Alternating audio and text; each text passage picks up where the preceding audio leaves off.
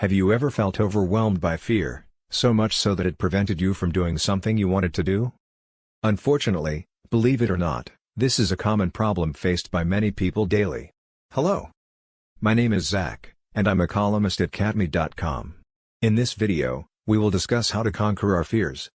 Fear has the power to hold you back from taking risks, following your dreams, or becoming successful at anything you attempt to do. If you allow it to control you for long enough, it can eventually erode your quality of life and keep you locked in a prison of inactivity. What many people fail to realize is that fear is nothing more than a conditioned response. It's a natural reaction to a frightening or unfamiliar situation.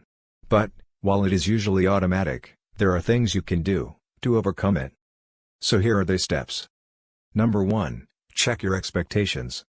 One major contributor to fear is the prevalence of negative expectations. Do you usually find yourself expecting the worst in every situation? Do you worry obsessively about what could go wrong, rather than focusing on your strengths and capabilities? If you make a conscious effort to expect the best, see the positive side of each situation, and keep reminding yourself that you can handle more than you often think, you'll find yourself with much less fear to deal with.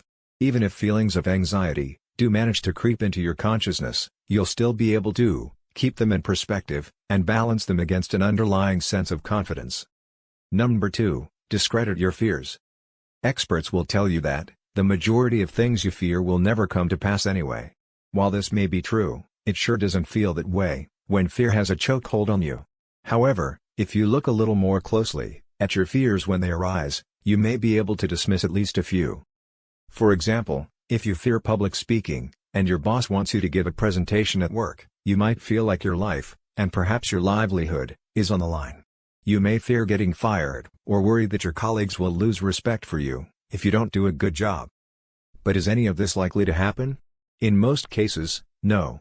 Rather than worrying about what might happen if you don't give a solid presentation, you might brainstorm ways to help improve your performance, such as being well prepared, practicing your delivery on friends and family members, writing notes to yourself, and so on. Number 3. Do the very thing you fear.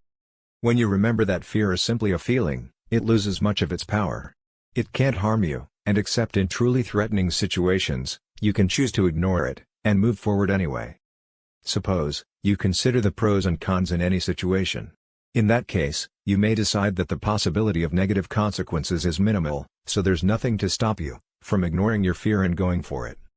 This will be determined by you on a case-by-case basis, of course. The point isn't to become reckless with your decision-making but rather to empower yourself to know when fear is groundless and easily overcome. I hope you liked this video.